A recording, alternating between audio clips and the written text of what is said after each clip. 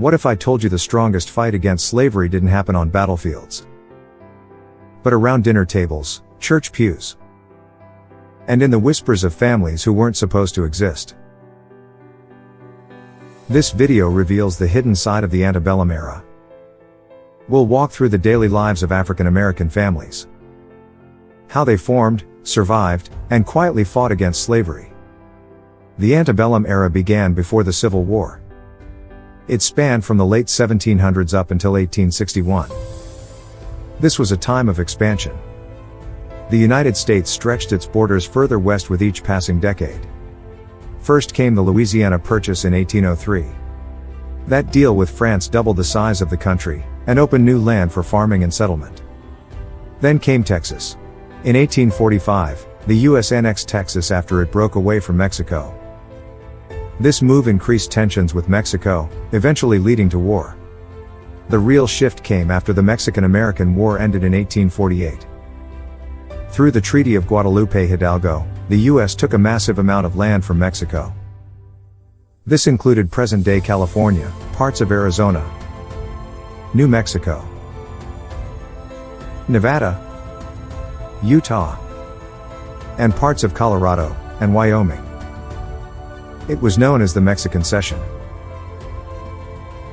Just a few years later, the U.S. bought more land from Mexico, in the Gadsden Purchase of 1854. Grabbing parts of southern Arizona and New Mexico, that land was meant to build a southern railroad. With every new territory, the big question came back. Would slavery spread? The North said no. The South said yes. That fight over new land from Mexico pushed the country closer to war. And African Americans, both enslaved and free, would be at the center of that storm. But with land came conflict, especially about who should work it. In the South, cotton ruled, and enslaved African Americans worked that land under brutal conditions.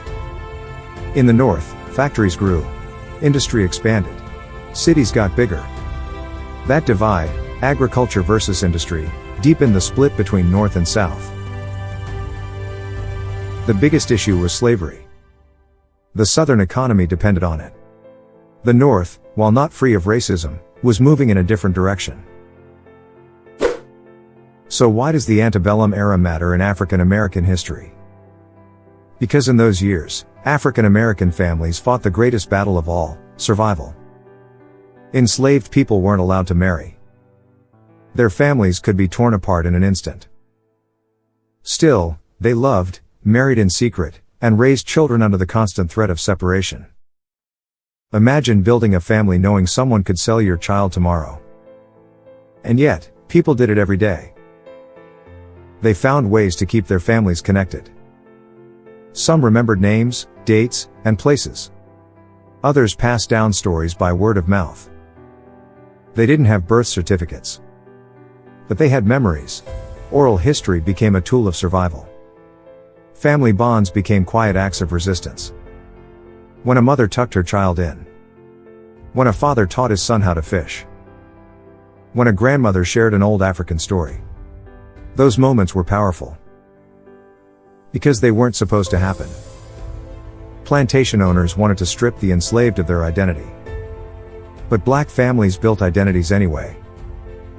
Church gatherings became secret schools.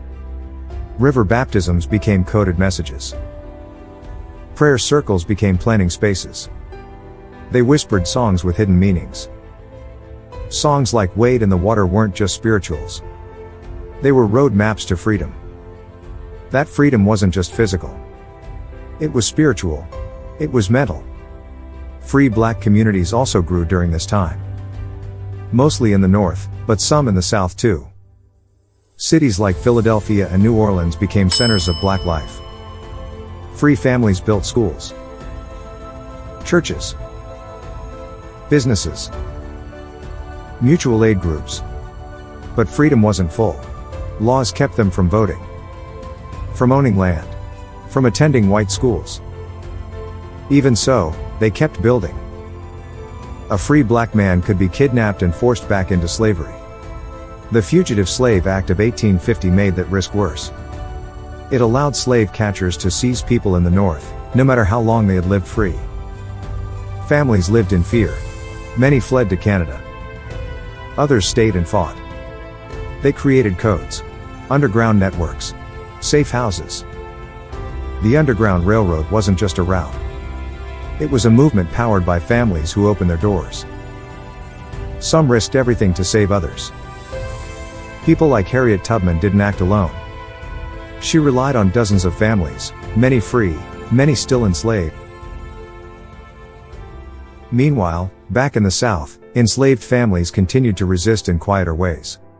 Some refused to learn new names given by owners. Others broke tools or worked slowly. Some taught their children in secret. Teaching a black child to read was illegal in many southern states. But still, they did it. By candlelight. In basements. In fields. Why? Because knowledge was freedom. Frederick Douglass once said that reading broke his chains. He wasn't exaggerating. Douglass came from a family that valued learning. His wife helped him escape slavery. His children carried on his work. The Douglass family wasn't alone. The Fortin family in Philadelphia used their wealth to fund anti-slavery newspapers. Charlotte Fortin taught newly freed children during the Civil War. The AME Church offered both sermons and lessons. Churches doubled as classrooms. Religion became another tool for survival. Black churches were more than places of worship. They were safe spaces. Places to plan. To grieve. To resist. They taught history. Passed down stories. And they helped the sick. They reminded people they were human in a system built to deny that truth. And even in the worst conditions, African traditions survived. Folklore lived on. Songs held double meanings. Drumming rhythms survived in stomps, hand claps, and work songs. These weren't just sounds. They were memories. Memories kept alive without books, without paper. Just heart. Just voice. Family bonds stretched far. A cousin might live on another plantation, but they were still family. People walked miles to see a loved one on Sundays. Or they found ways to pass messages through others. Sometimes, those reunions never came. But the hope never died. Freedom, when it came, didn't fix everything. But the groundwork had been laid. These families, these communities, had already built systems of strength. Education, religion, oral history, mutual support. These were the weapons they used. Not G's. Not armies. But love. Memory. Faith. They shaped the future from the shadows of slavery. So when we talk about the antebellum era, we can't just talk about land deals and politics. We have to talk about the people who weren't in the history books. Mothers who carried babies across plantation fields. Fathers who worked 2 jobs just to send their children to school. Children who memorized family names so they'd never be lost. Communities that carved out freedom in a land that told them they didn't belong. This is the part of the antebellum era you don't always hear about. But it's the part that mattered most. Because through it all, African American families held on. They held on to each other. To culture. To resistance. They built the foundation that would carry future generations through Reconstruction, Jim Crow, and the Civil Rights era. Their stories still echo in our churches, our songs, and our family reunions today. The chains didn't win. Families did. That's a wrap, history seekers. Next, watch the 400-year journey from Africa to America.